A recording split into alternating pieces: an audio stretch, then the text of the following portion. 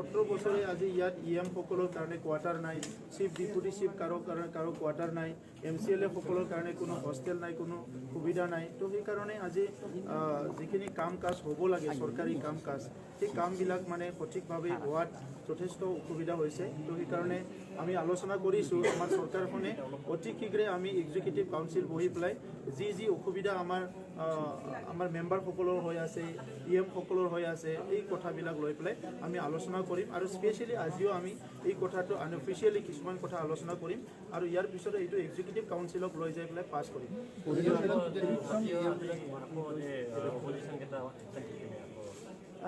তেখেতসকলে এতিয়া পিকনিকত ব্যস্ত আছে, এতিয়া সমাজ সেৱাত আৰু নাই। এতিয়া BPF এতিয়া সমাজ সেৱাত নাই। তেখেতসকলে পিকনিক কৰি আছে, তেখেতসকলে পাৰ্টি কৰি আছে, তেখেতসকলে বিভিন্ন ইয়াত মানে 17 বছৰৰ যিটো তেখেতসকলে ইমান কঠোৰ পৰিশ্ৰম কৰি গ'ল, এতিয়া বিশ্ৰাম লৈ আছে। তো সেইকাৰণে সদনত আহিব বিচৰা নাই।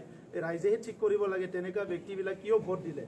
যি ব্যক্তিবিলাকে সদনতে নাহে বা কাউন্সিলতে নাহে, আলোচনাতে ভাগ নলয়, ৰাইজৰ কাৰণে একো চিন্তাধাৰা নকৰে, সেই মানুহবিলাক যদি তেনেকুৱা আজি ভোট দিয়ে, ইয়াত একো লাভ নহ'ব। গতিকে আজি এইটো মানে ডাঙৰ এটা ভুল হৈ গ'ল আমাৰ কি তেখেতসকলক নিৰ্বাচিত কৰাটো।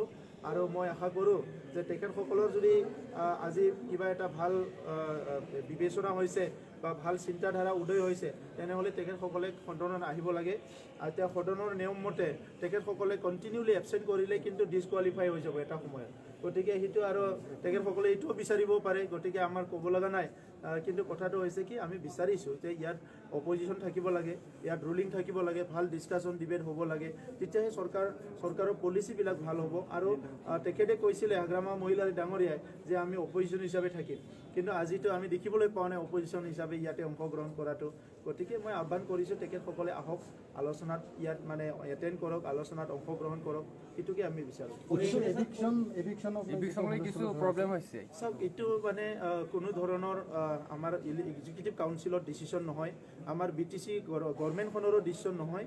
এইটো হাইকোৰ্টৰ কিবা এটা নটিচ লৈ পেলাই তেনেকুৱা এটা আহিছে বুলি গম পাইছোঁ। আৰু মই জ্ঞাত নহয় যে ইয়াৰ ছেক্ৰেটাৰীসকলে বহুত সময়ত কিবা কণ্টেম্প অফ কোৰ্ট কিবা কিবি কেছ আহি থাকে বুলি কৈছে। তো আজি আমি এইটো লৈ পেলাই আলোচনা কৰিব বিচাৰিছোঁ। কিন্তু ইয়াত এভেকশ্যন কৰে, ইয়াত মাটিৰ পাট্টা দিয়ে, এই কাউন্সিলে ডিচিশ্যন ল'ব। আমি যোৱা এক্সিকিউটিভ কাউন্সিলত ডিচিশ্যন লৈছিলোঁ, সেইমতে মাটি পাট্টা দি আছোঁ এতিয়া। কিন্তু আমাৰ কাউন্সিলত এতিয়া কোনো এভেকশ্যন কৰাৰ কোনো তেনেকুৱা ডিচিশ্যন নাই বা আলোচনাও হোৱা নাই। গতিকে এইটো আমি জ্ঞাত নহয়। কিন্তু আমাৰ অফিচৰ পৰা যিহেতু হৈছে, ইয়াৰ ওপৰত আমি এতিয়া চকজ দিছোঁ। আমি আলোচনা কৰিম যে এইবিলাক কেনেকৈ হয় কেনেকৈ নহয়। হাইকোৰ্টৰ ডিচিশ্যনটো হাইকোৰ্টৰ লাইনত যাব, কিন্তু এইটো এটা কাউন্সিল হয়। চ' কাউন্সিল হিচাপে আমাৰ যিখিনি ৰেভিনিউৰ ওপৰত যিখিনি আমাৰ দায়িত্ব আছে বা যিখিনি আমাৰ ক্ষমতা আছে, সেইখিনি আমি প্ৰপাৰলি ইউটিলাইজ কৰিম।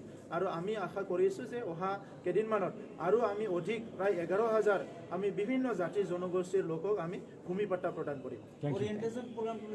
হয়, আমি অৰিয়েণ্টেশ্যন আলোচনা কৰিছোঁ, কাৰণ নতুন ইয়াত বহুতে নিৰ্বাচিত হৈ আহিছে। চবে আজি পাৰ্লিয়ামেণ্টাৰী বিজনেছটো জানিব লাগিব। ইয়াৰ লগতে এটা হেল্ডি ডিবেট হ'ব লাগিলে চবেই নিজৰ ডায়েৰীত থাকি ডিবেটবিলাক কৰিব লাগিব।